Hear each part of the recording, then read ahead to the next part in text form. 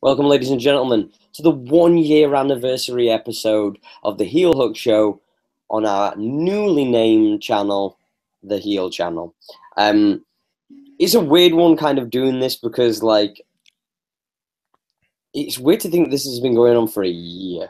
Like, we've been doing podcasts, YouTube videos, video game streams, and all kinds of craziness, but it's like a year, man. Like, yeah, so with no further ado, I'm your boy Ash, Eddie in the bottom corner, probably going on your screen big in a minute. But yeah, welcome everybody. Let's go. What the fuck is up, bitches? If y'all didn't know, we're nice and shiny and new. Look at Ash, got his fucking hair all done and shit. All right. Well, it's slick back. This is a special occasion, motherfuckers. 1 year, this shit. 1 year, if you guys listen to our nonsense. I'm sorry for you guys. That being said, hey, we appreciate all you motherfuckers. I know I've only been here for a few months, but regardless, like a year, you know what? I gotta hand it to you, man. A year. I remember when I hit my first year mark, I was wondering what the fuck I was doing on this shit. And then, well, I mean, look, you and I talk about this all the time. It's like, look, as long as you're having fun with it and you're enjoying it, you can do this forever, right? And to be able to do this for a year straight, you know what I mean? It's pretty good. It's fucking crazy because, like, the thing is for people who don't know the beginning of it all, like, originally, it was a way for me to get out of fucking writing articles for Front Magazine because I didn't fucking write shit. Because it's just like, it was such a painstaking thing, in my opinion, because it's like, if you work for a media outlet that's not wanting to kind of like publish work straight away, especially in MMA, it's such a fast-paced thing. I don't think you can do like the whole wait in 24 hours, 48 hours to drop a story, because by then all the heat's gone off of the story and you're talking about like the relapse and everything that's happening afterwards. But fucking, it's just kind of crazy to think that, you know, it started on Front Magazine, been on Cage pages, you know, some of us stuff like interviews with Mike Diakese and Dan Hardy and people like that were featured on Fox Sports, isn't it? That's affiliated with Fansided and all that jazz. Is it Fox? Yeah, I think it's Fox Sports. Yeah, so, and that's crazy for me too, man. I'm just some fucking white boy from fucking England that's, you know, getting like my articles and my interviews and stuff like that I've done with people. It was just a cool vibe, man. Like, you know, I wish that like Nick Strickland, for people who don't know, who was my first ever guest and then first ever co-host. I wish he could be on here, but he's privately engaged. So, you know, yeah, it's just kind of weird to think that like a year later and all the people that we spoke to, like say, you come through and everything like that, and you know, was like a guest early on when we were first doing the shows and stuff. So it's kind of weird to see how everything's kind of transpired to where we're at now. Hey, man, you never know where life's gonna take you, depending, especially because we do this through all social media. You and I never met face to face. Fucking on my podcast over at Keyboard Warriors, the only guy I met face to face is Jesse, and that was just recently. I have known that guy through social media, through doing shows for a couple years now, but I just met him and his wonderful lady, and it was just like it's kind of cool, man, that we were able to build this community the way it's going. And so, you know, I don't know, man, it's always special. It's a special thing. You got to give it credit, that credit. You really do. Man. I just like so stoked to think of like some of the weird things and stuff like that. Like, I never thought that I'd be like having like 3-hour conversations with Dan Hardy, and you know, right? One of the other like little weird things that like not many people like know about is the thing of like when me and Nick were interviewing Destiny Johnson, the other half, better half, whatever way you want to put it, of Demetrius Johnson. She was having some tech problems from the beginning, and like Dimitri, like she goes into the other room saying like, I'm just gonna find some of his headphones, we'll figure it out, and all that kind of other stuff.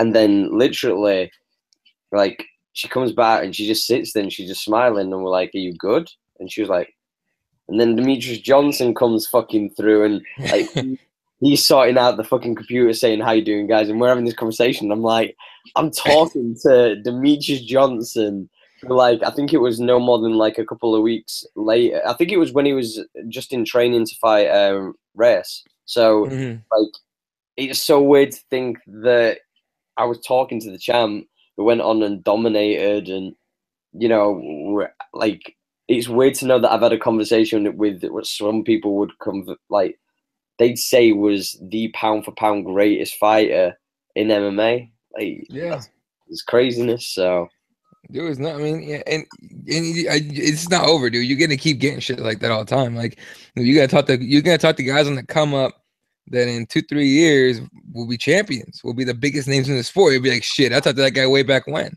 You know, so it's really cool to see that. You know, like Jason Knight, guys like that. Yeah, dude. Paddy Pimblett, you know, another champion, you know what I mean, who's, you know, still fighting his way through and moving and trying to, you know, get further ahead and stuff like that and, you know, progress. He was young. Meatball. But it's just, yeah, Meatball's. Wait, isn't Meatball fighting tonight or today? Or? No. I'm sure she's not fighting for a good few weeks because she's not on, there's no Cage Warriors. Oh, you know what? My bad. I saw she's in training camp right now, so I saw something on her Instagram. Yeah, because I follow her Instagram. I think the next Cage Warriors is February. I'm sure that Brad Wharton were telling us about the next time he's with Cage Warriors is in February. I'm sure of it. Oh, there you go. It's crazy though. Just, you know what I mean? Like, I'm so stoked because I just think to myself, like, this is all from nothing, and it's one of the coolest things about it is not just purely like it's not just purely the fact that like all the kind of cool kind of kind of stuff about it. It's just the kind of like the little like friendships and bonds that I've made with people and stuff like that. Do you know what I mean? Like, obviously, me and you are like, I talk to you like every day, every day, and it's just kind of weird to think that like that's come from the podcast.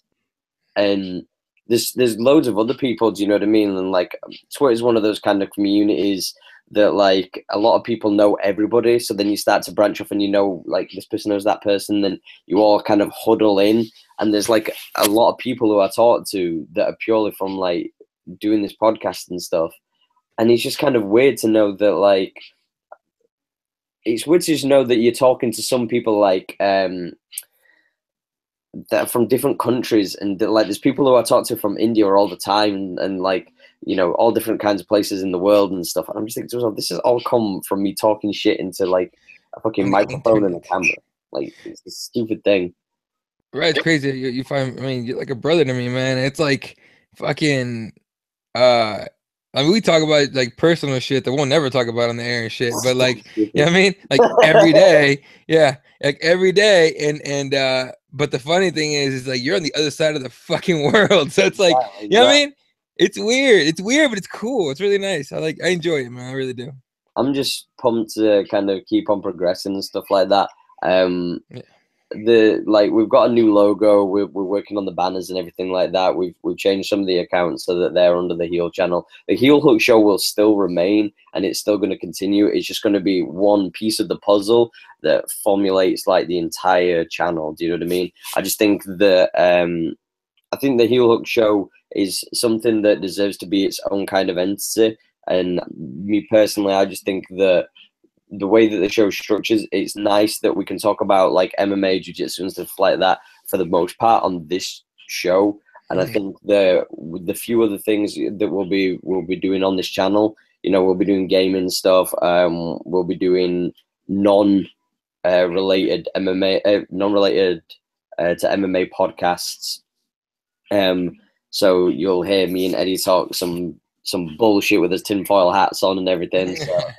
Well, look, shit. We fucking 90% of the time this show almost turns into JRE. Like so, every time we start like we're falling off the MMA wagon for a second. No, come back. We gotta finish this shit. Come on. So man, that's why it'll be perfect when we because we'll be dropping like a non-MMA podcast for you all. So you'll be able to kind of, you know, disagree with some of the things we say, agree with some of the things we say, but you know, everybody's entitled to the opinion that they have. You know, as long as it's not a racist opinion, then you're good. If you have a racist opinion, we'll talk about your racist ass. That's about it. We'll egg you out in the comments. That's what it'll be. We'll fuck you up, son. We will verbally destroy you. But like I say, man, it's just a kind of cool thing to just think that it's been a year since the beginning. You know, we've probably done, I think, over 100 episodes. But I think that if I'm correct in saying so, But for the most part, like the interviews that we did priorly, they've never been numbered. So we're kind of like on around about the 100 mark anyway. So, but I'm just looking forward to keeping out doing good content for everybody like that. We've got a few guests that I'm sorting out for in the new year. And in the new year also, because me and Eddie was talking about this, guys, and I think it's better if we do a specific episode in January at the beginning of it, because we were going to do a like a best knockout, you know, a top 5 knockouts, you know, fights, all that kind of bullshit for the year, moments and all that kind of stuff. But I do want to give 219 its chance, so you've got to kind of let that come first, because if we see some crazy scorpion kick by fucking Holly Holmes, then, you know, it could change the game completely. So yeah, I mean, look, we could see history in a couple weeks here, so you don't want to, you know, give out awards before you see if Holly Holmes is gonna do something crazy, or if Chris Cyborg's gonna knock someone's head off. You never know.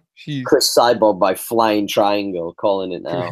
Chris Cyborg by where the hell did Holly's head go? What the hell? Like, it'll be like almost like Ngannou knocking out Overeem. Jesus, pretty nutty. Did you see DC, by the way, turning around and like rubbing his hand on fucking Francis Ngannou's face whilst they were asleep? Do what? I'm gonna find this real quick for you. But yeah, like he fucking like touched his face and shit like that whilst he was asleep. Like he was fucking around with him whilst they were asleep in his car, and it's just like just fucking with him. Oh, yeah. Because just to clear it up, Francis Ngannou and Daniel Cormier, since they're fighting on the same card, right? They're fighting the same card. Yeah, they're fighting the same card. We're doing a press tour together, right? Like you've seen them on like they've been doing radio stations left and right. I think they've done a couple TV spots together. So yeah, Francis Ngannou likes to take naps because he's a big guy, gets tired. So yeah, I know what the context is. I just never seen the video yet. I'm just gonna send you that real quick so you can watch. That's just some dangerous shit, though. You imagine that guy waking up thinking you're like doing something crazy, fucking you up. I'm sorry, but you know the only reason he's doing that is because fucking Cormier has no intentions of going up to fucking. Heavyweight. he legit just went like rubbed his head in his face, and then Ricardo just laughed it off. Yeah, because for instance, yeah, but like when you're a pit bull, you don't care about what fucking little chihuahuas do you? Like, unless you're my pit bull, she barks at freaking rabbits, bro. Dude, I'm just saying though, like Francis Ngannou is looking at fucking Cormier like fresh fucking meat. Like, come on. Yeah, come on, bro. All right, so let's talk a couple things here, just real quick before we. Unless you have something you want to throw up. No. Like I say, guys, just last but not least, before we start delving into all the other kind of bullshit we're talking to, just want to say thank you again for everybody who tunes in, everybody fucking shares this shit, everybody who watches on YouTube and all this other kind of bullshit, and all the sponsors, all the fucking guests. I'll probably say this all again at the end, but the point is just I'm really appreciative for everybody who's tuning in to the 1 year episode, and you know, on to the next year. So anyway, you say so. End of the day, we only here because of you guys, 100%. So, all right, so I want to delve into some bullshit real quick because I've been hearing rumors all day yesterday and all day today about the Ultimate Fighter 27. Yeah, the one and only Colby Cummington may or may not, but he says he has accepted a coaching role on Tough 27, which means the only other guy that could be opposite of him more than likely is one Tyron Woodley. Sir, are you even going to bother watching this stuff? For the simple fact that, P.S., I just want to apologize to one of the random guys who got caught in the crossfire of my tweet. I tweeted out, like 2 screenshots, one of them being his profile and me muting the profile, like muting his account. And the other one was on the Twitter, you can do like muted words. So even if people tweet about him, you don't have to listen to that guy's bullshit. So I did both, and I put both of the pictures up saying peace and quiet is priceless. The problem with that is somebody clicked on it to see what one of the pictures was, and underneath was his last tweet, and they read his last tweet, and it kind of was a massive spoiler for Star Wars. So I apologize to that guy first and foremost. Here's the thing about that. So Colby Covington's on the shit list right now because a lot of people are going to see. Look, Star Wars came out this last Thursday night. Yeah. For everybody, midnight, whatever you want to call it, 10 o'clock showing here in the States usually, depending on where you're at in the country. Look, I'm not planning on watching Star Wars. I'll watch it if I have time, but I wasn't one of those like I can't wait till it comes out. I'm gonna freak out. Oh, I can't wait. You know. That being said, that's some Bush League shit from you, Colby Covington. What you doing there, son? Throwing out spoilers and shit. Come on now, man. Like that's messed up. But I gotta say, some of those tweets are funny. There was one that said, "Here, there you go. I saved you guys 2.5 hours, and I go try and get late, nerds," or something like that. I was like, God, that's a dick thing to say, dude, but a little tiny bit funny.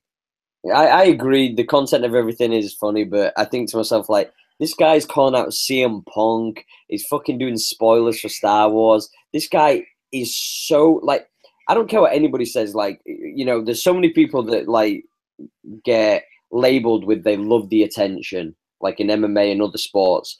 But the thing is, though, is nobody is begging it as hard as fucking Colby is. He's begging it so hard. He's thirsty. He's thirsty. He is so thirsty for the attention. Like, he is legit. You know that guy, like, did you ever see that that meme from years ago where it was, I think it was like a half-caste girl, and she's doing the splits, and she's got the thickest booty you've ever seen in your entire life, and she's got some headphones on. It says, "What do you think to my headphones?" Like, bruh, like, come on. Yeah. That is Colby Cummington in fucking form, telling you. Yeah. Shout out to Dan from Oregon, that's my homie, and Nicola Barak. What up, dude? Off in the YouTube comments. Yeah, dude, it's I don't know, man. Look, here's the thing about Covington. A lot of people are saying he's the one that deserves the title shot. I think he's gonna get himself to the point where people hate him or are just so annoyed with him. Like, you know what, Tyron knocked this motherfucker out already. Just to take him out, get rid of him. The irony is he'll get it. He's done what he did. Oh yeah. It's the weird world of MMA. It's a weird world of the court of public opinion. That's what that is. Because that's what you aim for when you're Colby Covington and no one's paying attention to you because you're not that exciting, right? Is you got to get people to either really like you or really hate you. I let Chael Sonnen, and he's trying the same formula as Chael, except he got a little too personal with it and ate a freaking boomerang to the head. But look, man, I don't know if I was training at ATT American Top Team if I'd be talking shit about Brazil at all with 90% Brazilian fighters on the roster. It's like, come on, man. But regardless, Bush League shit there, Covington with your Star Wars spoiler, sir. Cut it out. And look, I don't watch Tough anymore anyway. But this would be probably even more like unbearable. It's gotta be. I don't think there's anything that could make me. There's nothing that could make me watch it less than having Colby Covington and Tyron Woodley. I'll say this. I'll say this real quick. Ben Askren is begging for a fight with GSP. Give him Colby Covington. If I'm Dana White, I go, look. No. Listen, hear me out. I go, look, Ben. I got a thorn in my side named Colby Covington. You take him out, I'll give you GSP. Dog. Either way, either way we win. I'm telling you, no, because for 15 minutes, he's going to dry hump the shit out of Colby Covington. Hey, man. I don't think I could do that. I don't think I could watch. Bruh, look, man, you put that in a pay-per-view, and I'll have 15 minutes to take my dog out for a pee because she has to go in the middle of every friggin' co-main event. She never has to go before the fight card. She never has to go during the prelims. Right before the co-main starts, my dog comes to me, hey, I gotta go pee. Fucker, are you serious right now? So no, make that fight and give me like take the dog out to pee time. It's 15 minutes guaranteed. So you can even take her for a walk if I wanted to around the block real quick. You know what I mean? I can go get a beer run. You know what I mean? Because I'd be so uninterested in that fight. Look, all jokes aside, and just talk about Covington. He's fighting his way for people to start saying his name. We're doing it right now, and everyone else is doing it too. It's not for good or bad. I mean, it doesn't matter if it's good or bad for him, or positive or negative. But everything, it's all good for him because they're talking about him, right? So, I think we're gonna see him on Tough, I think, and it's gonna be just like, I don't know, one of those just okay, whatever, just get it over with things. I don't think that anybody is going to tune in to watch that. And the problem is that it's all good and well saying, like, that people are gonna like want to kind of tune in to want to see him get beat. But the thing is, though, is like I look at that and I kind of go, I'm not interested in Colby. Like, do you know what I mean? So it's like, you know, they tried to do it with people who had like legit hatred in, you know, TJ, pardon me, and Cody. And yeah, nobody really tuned in for that either. Like, it wasn't like groundbreaking fucking, you know, numbers or anything like that. So I can't imagine people tuning in for fucking Colby. Everyone's tuning for Colby. Look, I think it's one of the toughest one of those things that sorry, just looking at the YouTube comments. Someone's going, why do you kill the internet? Why America? Bruh, don't ask me that shit. That's your boy. That's Trump. I didn't vote for that motherfucker. I don't give a shit. Anyway, I'm totally against the killing the internet. That's bullshit. But regardless, look, so relax. Congress is on the case, hopefully. Anyway, look, the only good thing about Tubb is they've had some pretty solid fights lately, right? Like some of the fights have been pretty good. So I would prefer if they cut out the fucking real world, you know, MTV show bullshit and just go on and have, you know, like a Dana White looking for a fight type of thing. You know what? The only way that I'd actually tune in to watch the next tough is if it was Colby versus Till as coaches and it was the American fighters versus the UK fighters. What was that? Where you want that? Or I'd watch that. I'd watch that because then you actually, it's not just about, you know, people watching it for, you know, the coaches, because they talk shit too. Like, you know, Colby and Till would get heated and it'd probably get separated because they both try and fucking kill each other. Or Darren Till would try and kill Colby. But additional to that, what would also be fun is you get to see some new young blood in the United States versus the United Kingdom. And come on, man, everybody loves that little rivalry when it comes through and it's on the toughs thing. And it's just kind of fun to see that animosity between two different countries going against each other. And especially when, you know, the UK's got some premier talent in Wales, Scotland and the UK, and Northern Ireland's coming on slowly as well. Did they do something with that already? They did one of those before. They did it. Obviously, Dan Henderson versus Bismarck. Yeah. And they also did the Ross Pearson versus I always forget his name, but the Australian guy. I forgot his name. But yeah, Ross Pearson versus whichever the fucking guy was. But it was the Ashes or Smashers or whatever they called it. Smashes, there it is. Smashes. That's sucked ass. But but we got Robert Whittaker out of it, so meh. But I think that'd be pretty fun to see the UK versus the States. That'd be legit. But we'll I don't know. Covington, Woodley, don't care. That being said, they haven't said Woodley's name in there yet, have they? I haven't seen anything like that. I've only seen Covington. I haven't seen it either. Because if it ain't Woodley, now what makes sense if it was Woodley? He's having, you know, because Nate or, you know, no other lightweights would fight the welterweight champion. He went ahead and said, "Oh, I need shoulder surgery now. I need surgery, so I'm gonna be out for a while." So it would kind of make sense to put him in that house for freaking how many ever weeks, right?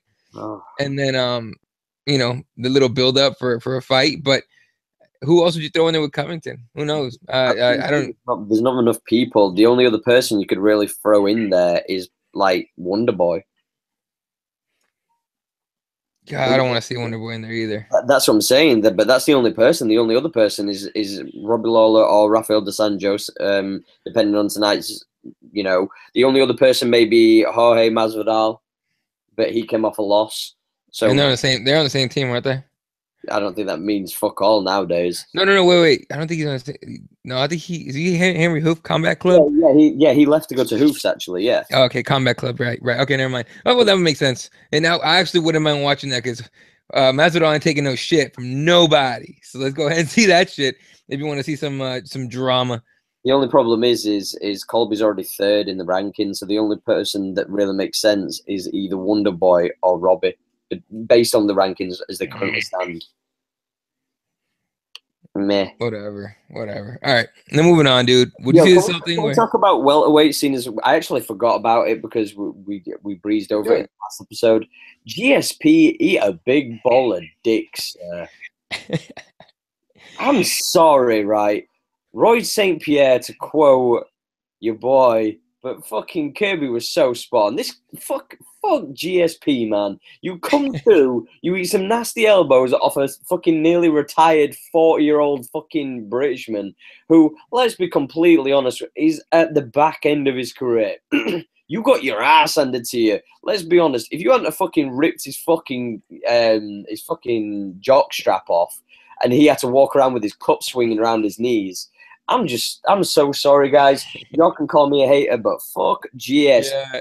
All these Canadians are about to call you a salty motherfucker. I don't give a fuck, man. You know what, right? I'll be salty, but you know what? I'll also be the guy who turns around and goes, knew GSP were a bit of a fucking pussy though. And as soon as he had one fight, he was gonna disappear off the fucking planet again. Yo, you're not saying that he's like his fucking arsehole's collapsed or something, or he's fucking shitting himself all the time. He's bleeding out his butthole. He's bleeding out his butthole. He has something called ulceritis or whatever. It's called a period. It's called period, bro. It's inflamed intestines in the colon, but it starts off in the rectum. If that was the case, he would have had it for a long period of time. If that was the case, he shouldn't have fought. And if that was the case, he knew he was never going to fight again. So he shouldn't have taken the fight. And that is why there's a lot of doubt about whether or not he's actually sick. So, look, personally, I don't care. I didn't want to see GSP come back in the first place. I didn't want to see that fight against Bisping in the first place, but I was all for the fact that Bisping was going to get a payday he deserved. But other than that, who didn't know that was just going to happen? I know. Who didn't know? Is a part of me, as bad as this sounds, a part of me wanted at least one of two things to happen: him versus Yoel Romero, so that we could have actually got that like rivalry done, or him versus Whittaker. And if Whittaker was to win, which would have been the more likely, if we're going on odds and youth and certain factors, it would have nice to been seen. It would have nice to have seen the kind of passing of the guard, the passing of the torch. It would have been cool to see, Whittaker go, right, you used to be the guy who threw hands. Now I'm the new guy. I'm going to be the champion. Like, you can go and fight other people and retire now. Like, that's what it should have been. That's what kind of makes me salty. The fact that GSP took some nasty elbows on the ground and got period pains over it. And now he's dropping the belt. And we're seeing Luke Rockhold, who beat somebody after 2 years off or however long it was, who was ranked 10th in the rankings when Kelvin Gastelum beat the former champion. Granted, it was 2 weeks later, but a win's a win. It doesn't matter how it comes about. All that matters is when you look on that fucking, record of his, he beat the former champion. And we're going to see him versus Whittaker. Like, that's just fucked up to me. And and if GSP ends up getting a second title shot against Tyron Woodley, God help me. God help me. Yeah, it's not. Look, GSP, he's not. Look, if he's really been out of his butthole, he's not going to get a title shot, man. He's going to go chill the fuck out for a while, go visit some aliens and shit, and then he'll be back, and he'll then ask for a title shot. And whether or not he gets it depends on what Dana White wants to do, or WME thinks it's going to be a money fight. But it's not.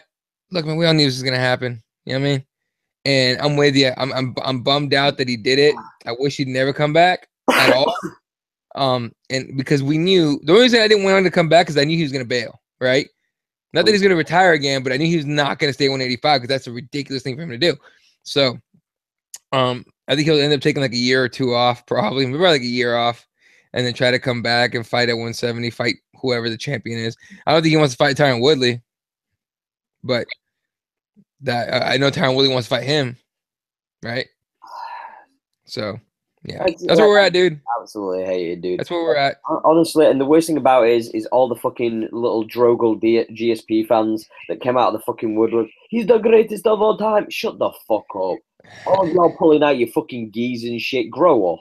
All y'all who turned around and was like, all of a sudden he's the greatest of all time. You were the same people who were saying John Jones was. You were the same people who were saying Demetrius Johnson was 3 weeks before that.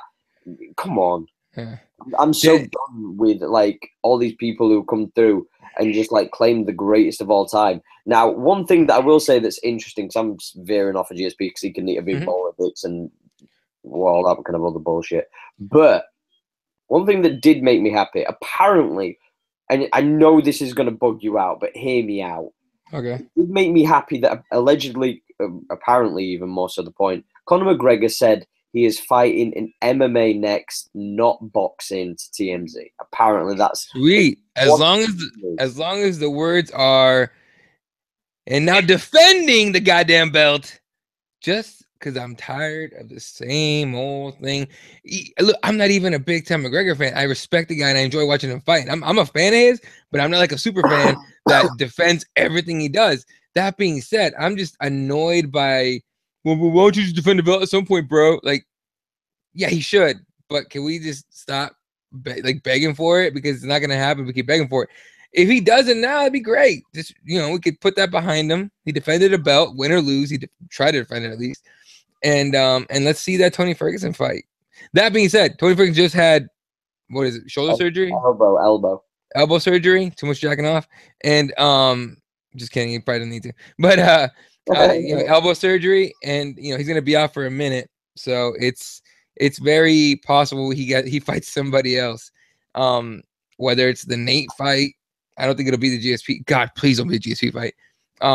Whether it's Khabib, which I don't think so. It might be the winner of Khabib and Edson. Who knows? And I'm just glad it's not gonna be Manny Pacquiao, dude. I really am glad that fight was never happening. Come on, you know what I think that was? I genuinely think that was a power play by Manny Pacquiao's people to force a rematch between. Was it? What's the guy's name? Thorne, was it? No, Jeff Horn. John Horn. Jeff Horn. Am I? Yeah, Horn, the Australian. Yeah. I'm trying to make sure because I was trying to make sure that I wasn't talking about fucking Jeremy Horn. No. It's Jeff Horn, I think. Yeah, so I'm just saying, I think it was a power play, and I don't think they had any intentions of doing that. I do think it's going to be interesting to see if Dana White takes his big chunk of money, leaves the UFC, and just goes and makes a boxing promotion and just has some kind of affiliation with the UFC so that they kind of work together, the UFC, and then whatever Dana White decides to call his boxing organization. Yeah. Or he's calling it Zuffa Boxing, something like that. I don't know. I haven't seen the. I seen the T-shirt. Yeah. I seen the T-shirt. I kind of want one. I don't want to pay for it, but I want one. No, here's the thing, and we actually spent almost 30 minutes on this last Wednesday on Keyboard Warriors with Blake Stevenson from the Loaded Joe's MMA podcast. Give him a follow at Loaded Joe's MMA. He knows he's really good. He's real smart with his boxing. We were talking about, could Dana White get this to work, right? Yeah. And Blake's all about it too. He's just like, dude, if we get if it can make it to where they can bring all these boxers from from the other promotions to fight each other on the Zuffa, make the Zuffa belt, whatever they end up calling it, bigger than WBA, WBC, and all those other guys. It'd be interesting if we can make that happen. It's just gonna be a long road. You know what I mean? I think Dana White's gonna try and do it. But first of all, he's already said he's gonna take 2-3 weeks, something like that. Excuse me, to speak with boxers and other guys and try to get guys under Zuffa banner.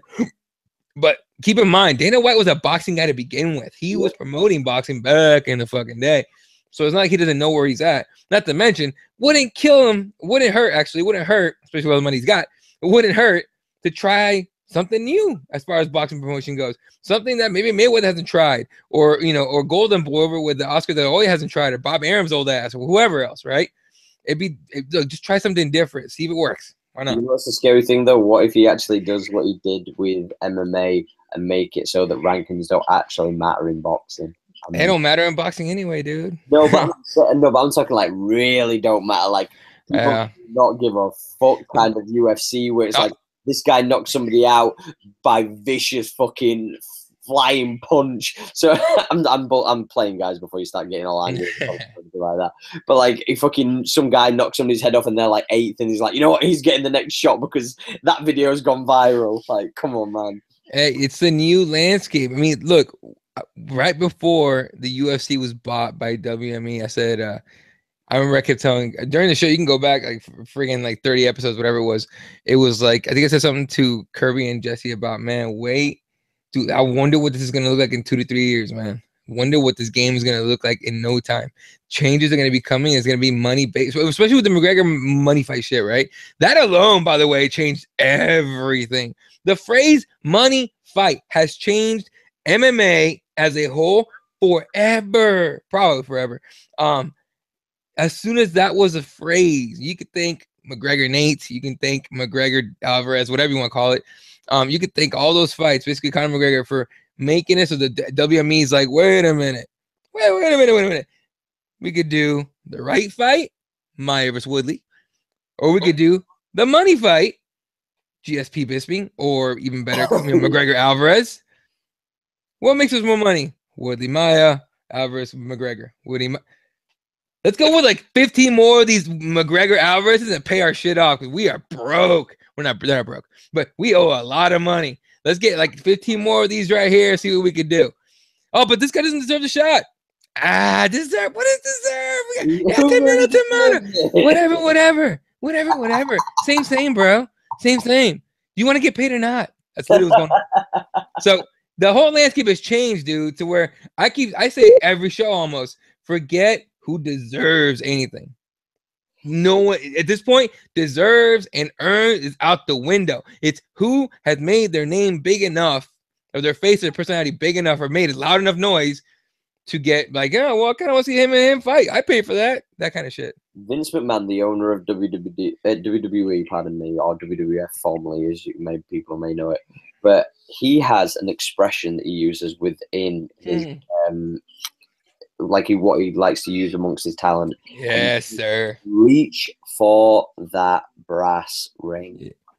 Yeah. You're not reaching the belt. The belt doesn't mean anything. Exactly. For the brass ring, and that's all that matters. It doesn't matter if you're an ass kisser. It doesn't matter if you're a champion. It doesn't matter if you're a name. What matters is how much money can you make me, and that is the be all, end all. End of the day, man. There's guys that won Super Bowl rings that are broke and had to sell said ring to pay rent. Guys that are legends in American football, guys that are legends in football, soccer, football, that made millions upon millions, that are broke somewhere on some island, just dreaming about the day where he could drive a Bugatti, and now they got a freaking busted up Honda on a dirt road. You know what I mean? It's you got to remember that these guys are doing this for a living. You know what I mean? You have guys like Antoine Walker, made millions upon millions. I think he won a ring with Miami, and back in whatever it was, he retired. He's broke as fuck. LeBron James, on the other hand, not broke as fuck. And guess what? He'll never be broke as fuck, ever. And he's gonna have all the rings. Well, he'll keep the ones that he has. Yeah, I was gonna say. Sure. I don't think that you're gonna see him get any more rings. That's a subject for another podcast, dude. But regardless, no, we could argue that, but I'm not gonna get into it because we'll just dive into basketball. He's only getting bruh. If he goes to Houston, and that's it. He ain't gonna get any more in Cleveland. I'll say that much. Oh yeah, for sure, he's not getting any in Cleveland. Dude. Yeah, not in Cleveland. Anyway, but it's about that money, man. All right. You know what the other phrase? I don't know if it was him or Triple H that made it up. It's what's best for business. Who made that up? Triple H thing. It's the Triple H. Triple H? Okay. Yeah. That's my favorite, like, sports entertainment phrase ever. And I didn't hear it till like years after he said it, apparently. Because apparently it was after I started watching. And apparently Triple H was CEO or some bullshit like that. Yeah. Anyway, he said, it's what's best for business. He said to CM Punk, right? Yeah. It's a load of guys, but yeah. Yeah, but the reason I heard is because when CM Punk came to the UFC, I started reading articles about him, and I saw best for business, and I'm like, that should be a UFC phrase. That's what they're trying to do. What's best for business? Woodley Maia, McGregor Alvarez. You tell me. It's the old expression, fuck you, pay me. That's what it is. Fuck you, pay me. All right. That's the aim for anybody in entertainment, right? Entertainment, sports, fighting, anything where there's the prospect of being a millionaire, okay? You want to get that fuck you money. So you could make that fuck you money and then tell everyone to go fuck themselves and then live the rest of your life like a king. Well, the fact is, though, is like, there's so many people who think that you have to act a certain way to kind of get yourself to the top. And there's a means to do certain things. And, I'm a big Conor fan, no secrets. But the thing is, though, is it's only cool when one person does it. When you start seeing everybody do it, then you're just kind of like, I can't listen to these imitation trash talkers. When I hear Colby talk, I'm just like, I hear Sonnen. All I hear is Sonnen. Yeah. He talks, all I hear is Chael Sonnen. I don't even hear Sonnen. I hear one of those people that, you know, like when you see, like, when you've watched pro wrestling and you watch people who you blatantly know have zero personality. Like, they have no charisma. You cannot put them in front of a mic, a live audience, and they cannot converse with people even through the screen. They can't do it. And that's what I feel like when I'm listening to some people. I'm just like, oh, God, you're trying so hard, but it feels so forced. There's a huge difference between, what do they call it, a jobber? Yeah. In wrestling? Between a jobber talking, oh, I'm going to do this, and I'm going to do that, and I'm going to come in that cage, blah, blah, blah. It's almost the same fucking cadence that every single one of those assholes when I was growing up. And Ric Flair. Yeah. Everybody wants you, me. Everybody wants to be me. Whoa, fucking crazy shit, right? Like, it's this, there's a big difference. It sounds the same to a lot of people, but there's a massive difference. So why? Because he was the first one to do it. So if you start pretending to be Sonnen, or, you know, Kevin Lee pretending to be McGregor, or whatever, okay, people aren't stupid. They notice that shit, all right? Sure. And it's and for a lot of people, look, fair enough. A lot of people are eating this Covington thing up. I've seen so many tweets that are like, hell yeah, put Covington in there. Finally, someone that can talk. Like, if that's all you want, go watch wrestling, dude. That's what it's about. But there's a lot of to me, there's a good amount of people that are like, dude, fuck that noise. But but here's the thing. Either way, they want to see him either get his ass whooped or want to see him win, but they want to see him. I bet you the thing is for me though is he's not talented enough to be a Floyd Mayweather. That's the difference. Sure. No, 100%. In my opinion, I don't think he's that talented. Like, at least when I look at Woodley, if Woodley have done the same thing, I'd have gone, well, Woodley's a good wrestler and a good fighter. Got hands. Like, you know, he can take your soul. Like, he has that one hitter quitter where if he fucking lands one of those fucking meat hooks on you, yeah, you're done. Here's why nobody says that McGregor is a Sonnen copycat. Okay, plain reason. Sonnen talked a lot of shit. Got his got his ass whooped, or lost at least, but got his ass whooped 7 times by Anderson Silva. Got his ass whooped by John Jones. And he was on PEDs through the entire fucking lot of them. And he got it, yeah. But he talked a lot of shit, and he got his ass whooped. Right? He lost. McGregor talked a lot of shit. Win. Lost, win. You back it up, you got something. If you can't back it up, shut the fuck up. That's all it is. If Cummington goes in his next fight and gets his ass whooped, gone. That's it. People will be like, finally, that's over. Just brush him off. He'll be some like mid-card fighter for the rest of his career. Yo, Dan from Oregon in the comments said, I want Colby versus Askin and Till versus Wonderboy. The only fight other than the Till versus Wonderboy fight that I want more than anything is Masvidal versus Till. That's a fucking burner. If it wasn't fight we deserve.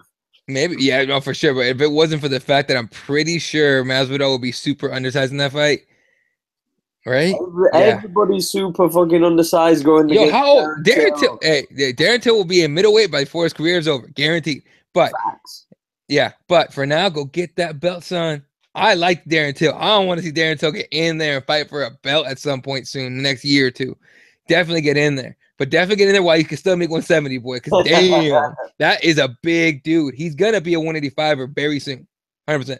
Oh, yeah, no doubt about it. The guy's thicker than a Snicker. Like, let's not be fucking beating around the bush here. No, okay, so Dan is a big fan of making new weight classes. He is. No, here's the thing. I don't disagree with him. No, I'm with you. If he makes a big point about, and you see it in his tweets, if you don't follow him on Twitter, I'm pretty sure. Oh shit, the prelims are starting. I'm pretty sure his Twitter handle, and you need to follow this dude because he actually puts out a lot of pretty solid, like he put us. It's at Dan from OR. Hope you don't mind me putting that out there, dude. At Dan from OR on Twitter. Give him a follow. He actually put this really interesting thing the other day, talking about ticket prices when the UFC went to Fresno. I believe it was in was it Fresno or the card before that it was in a college. I think it was the one before that. It was in a college campus, and the prices from the tickets were ridiculous. You know what I mean? Yeah. And it's like, how are you gonna get in the? I mean, you can see it during the actual broadcast. There was like, it was a small crowd. So it's it makes sense. But anyway, he makes this point about 175, you know, and 165. I'm okay with that. I mean, you could eliminate a couple, you know, we could eliminate weight classes, add those two. You know what I mean? And he talked. It would make a lot of fun matchups fairly, I think. So I agree. The thing is, though, is the only sticking point that's always going to be is then you're going to start having that thing of like more weight classes means less fights because people will be moving from one to the other. Do you know what I mean? So. Yeah, and at that point, you're going to have to. I think you have to work that out in the contracts. Be like, your next 4 fights are going to be at 175. That's it. Yeah. Exactly. All right. If you don't want, if you at some point for some reason don't want to, here's a penalty to move up, or here you got to be out for this long, or something. I mean, that might sound unfair, right? But you could definitely do something to stop that. Now, the reason they don't do it because they don't want to go like boxing, have 30,000 different belts. You know what I mean? I don't blame them at all for not wanting to have that. So it's just I don't know, it's an interesting idea. So definitely give him a follow. He talks about it all the time. And he always puts it in my comments, but I never get to talking about it. So, yeah, it's good. It's good. Good looking out there, Dan. Anyway, we'll move on to the main card. We'll move on to the main card and make some quick picks for tonight's event because the prelims have already the Fight Pass prelims have already started. They're starting right now, yeah. Yeah. So we'll go into the main card. Glover Teixeira versus Serkinov. All right, Glover Teixeira's got hands. Serkinov can hit. Serkinov's a better ground player or ground fighter, I think, than he is a stand-up guy, right? I don't know if you agree with that or not. Yeah, because he goes for a lot of takedowns, to be fair. Yeah. So, the other thing too is the Glover's a black belt, so he's not a punk on the ground either. I wouldn't mind. I mean, look, I think it's into being on the feet for the most part.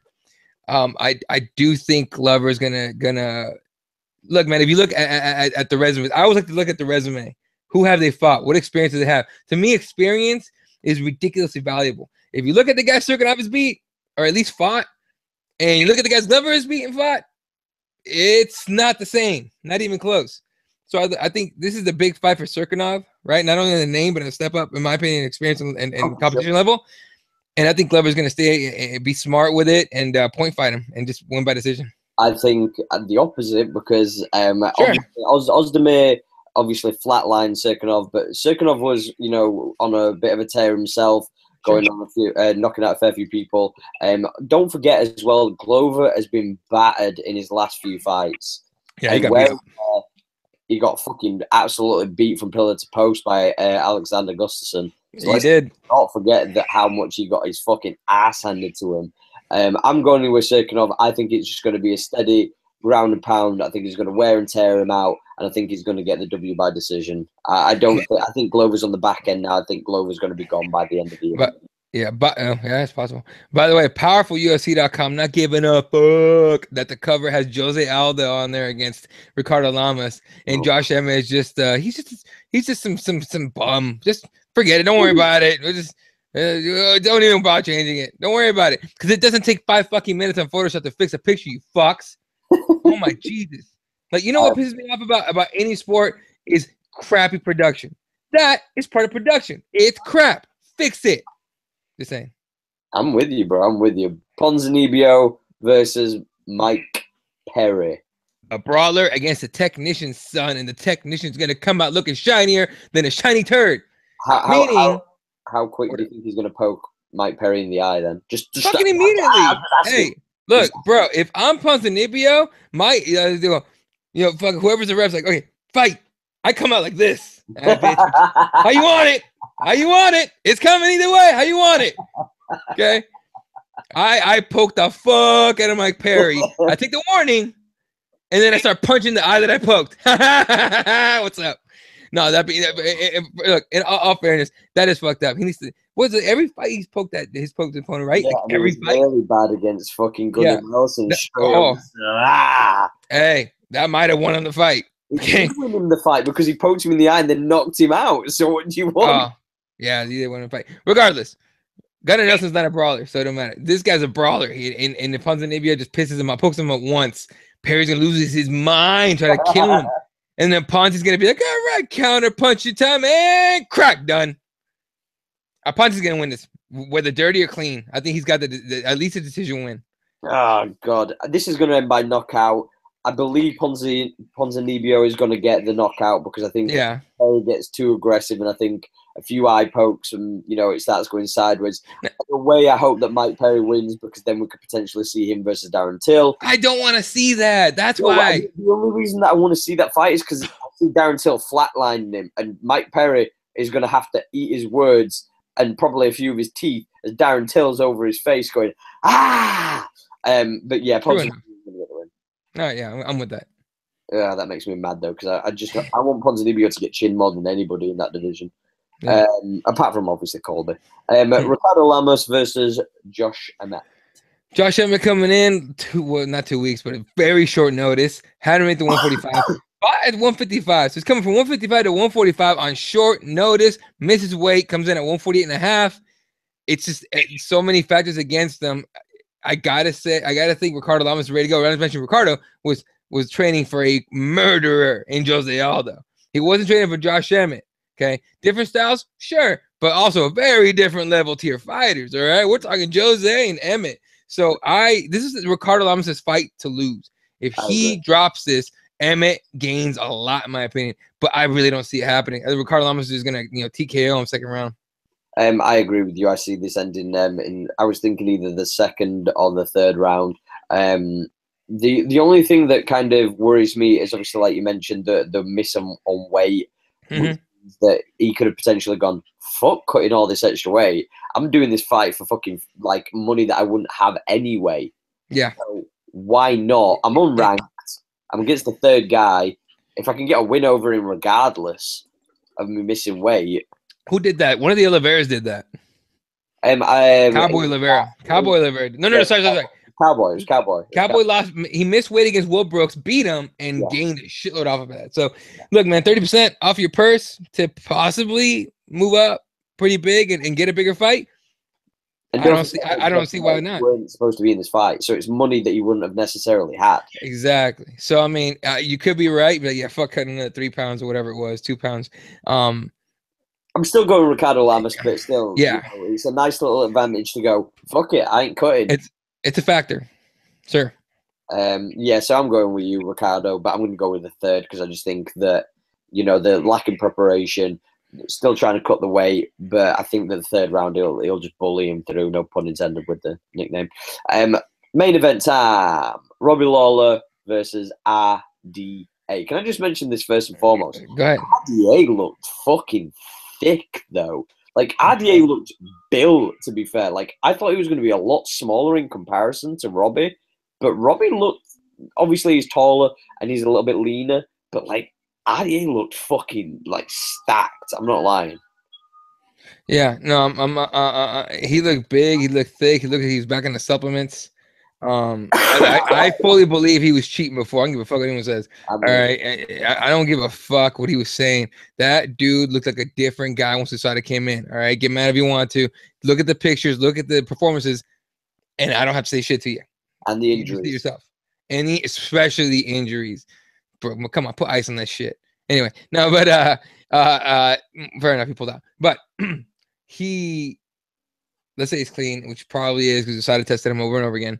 As they do all the fighters, he looked strong, he looked built, he looked thick, and Robbie did not look like Robbie at the weigh-ins. Does that make sense? Yeah. He looked flabby. He looked just weaker than he normally does, which tells me there might be an injury issue. You know what I mean? He still made weight somehow, but he wasn't able to, to train the way he normally does. And the other thing too is that look, man, Robbie Lawler, ruthless Robbie Lawler, when he's on his game, he's one of the, even at the freaking fake weigh-ins, he's a scary looking motherfucker. He went up there, weighed in, faced off with RDA, and he did one of these. He goes, okay. All right, cool, we're done. All right, let's tacos anybody? You know what I mean? Like that kind of thing. Instead, like when he faced off with Rory, he just stood there. He faced off with Woodley, stood there and stared like a freaking killer. This time he's in there like, okay. Which, look, and not saying that he couldn't win, not saying that he can just be a relaxed guy now with a different mindset of instead of trying to kill them, he just coming in to fight, win this fight, move on to the next one. But to me, it's a little alarming, and we talked about it last night on the Hardcore MMA show. That it didn't look like ruthless. He looked like Robbie. There's a difference. Did not look like Ruthless. He looked like Robbie. Didn't look like Cowboy. He looked like Donald. Mike Perry, I got to give him fucking credit for this. Like, we didn't see Cowboy in there. We saw Donald. He has a point. Yeah. Unfortunately, he got a point. So, yeah, I'm gonna root my ass off for Robbie Lawler. I'm gonna pull for goddamn Robbie Lawler. But I'm picking RDA in this fight. I'm fucking. It bothers me to do that, but I will. I'm gonna go with Robbie Lawler, regardless.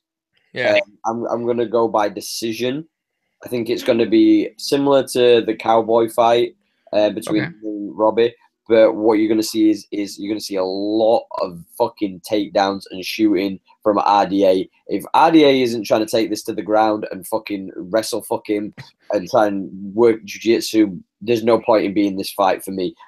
RDA's biggest strength is the wrestling in this. Now, I know that Robbie Lawler is a good wrestler, but as age goes on, and obviously RDA was good at wrestling at a lower weight class, so without having to cut and having that bigger size, he'll have a more natural strength.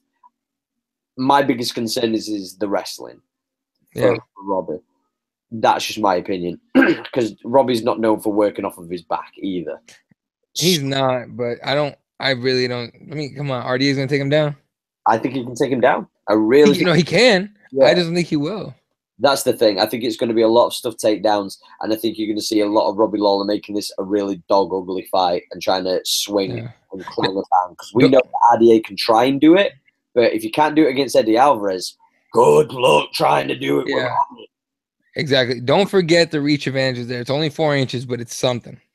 And the height advantage too. It's like 2-3 inch height advantage. So he's taller. He's long enough. All right. The fact that you're taller and longer than your opponent makes that jab like an incredible tool if you know how to use it. Not if you're Struve, you don't know how to use shit. But if you're Darren Till, you know how to use that height and length. If you're Wonder Boy, you know how to use that height and length on certain other guys. GSP, back when he was fighting 170, so on and so forth. In this fight, Robbie Lawler, in my opinion, has that advantage. And if he's able to use it, man, it could be a long night and a few purple spots on RDA's face just from a jab alone. And the jab sets up a lot of different things. So I think RDA is going to come in and try and blitz him, though. You know what I mean? So I'm going to pull for Robbie. I feel like an asshole picking RDA, but I'm going to pull for Robbie like a motherfucker, dude. I'm going Robbie with decision. Powerful. There you go. Right, guys, that's it. We're going to wrap this episode up. This has been the 1 year anniversary. Shout out to our sponsors. First off being Bain, bainstore.com, BAIN store.com. All your jiu-jitsu athletic apparel. You can get rash guard spats, hoodies, tees, mugs, artwork, all that good stuff over at bainstore.com. Use the code with the heel hook for 10% off. Also, check out Receptra. Receptra do the best, in my opinion, CBD oils, topicals, and also they do body butters as well. Make sure you check out Receptra, though, guys, if you're needing any of your CBD oils and butters needs sorted. So basically, head over to Receptra, naturals.com if you're in the United States. That's RECEPTRA, naturals.com if you're in the States, RECEPTRA, global.com if you're in Europe. And use the code word, the heel hook, get sent 10% off all your CBD needs. And get yourself fixed up, guys. Where can they find you, Eddie?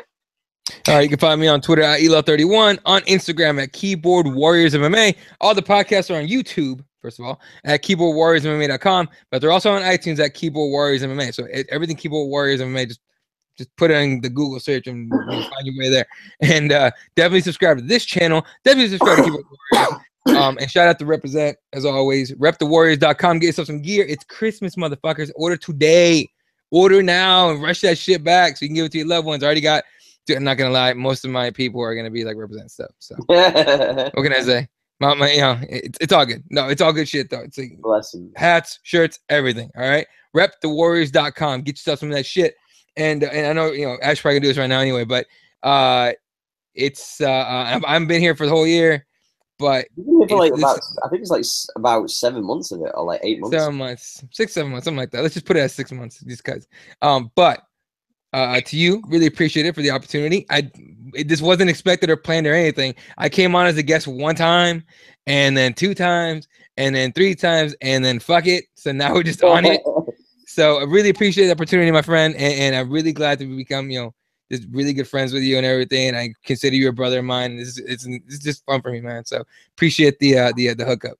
No, like I was just gonna say, I appreciate obviously Nick first coming through and giving obviously the platform to obviously grow this channel from the first and foremost of all of that. Obviously thank you as well to you, because like I say, it's just cool to have somebody who I consider a brother that, you know, I can roll on with this, and you know, we can keep on getting this to progress. And you know, it's a beautiful thing that we've got to meet some awesome people, and we've been afforded many opportunities via this channel as well. So, like I say, I appreciate everything that everybody does. Like I say, so thank you, brother, first and foremost. Yeah, man, I'm just excited for everything that's going to go forward. We've got some gaming stuff that we're going to be doing, so you'll be doing live streams that you'll be able to check on this channel. You'll also be able to find them on Twitch. On this one, it's going to be the Heel channel from now on. THC, you'll be able to find us at Twitch, the Heel channel. Our Twitter handle is at the Heel channel _. All the Heel Hook shows will be on the Heel Hook on iTunes and on SoundCloud, so they're not changing whatsoever, so it'll still be the same one. But make sure you subscribe to this channel if you haven't already. Leave a like on this video. And then you can also find me on Twitter at Ashley Lamprey. That's ASHLEYLAMPREY. And you can also find me on Snapchat at JustAshOfficial. But yeah, again, guys, thank you again for making this year awesome. Shout out to all of our guests that have appeared over the past year. Everybody from Jason the Kid Knight to Dan Hardy to Kyla Bear from Dragon Ball Z, Acclaim, Destiny Johnson. The whole lot of you guys that made the show epic and just kind of coming through and, you know, bringing us a new audience and whatnot. Shout out to all of the sponsors, past and present. So Receptra, Bain, Huel, Represent. Yeah, man, just thanks to everybody who's come through and shows your support. All the guys, Ryan Thomas, fucking Izzy, you know, he was one of the guys that kind of came through and gave us a lot of like support and momentum when we first came through. Kirby, Fred, Brad, Wharton. There's a fucking boatload of you guys. I could spend fucking 3 hours doing that. But everybody who has ever fucking retweeted, shared, liked a video or viewed it, I appreciate you guys so much. So again, from me and Eddie, whether you're a lover, a fighter, or a hater, peace up, hate sound down. We're out. Love you guys.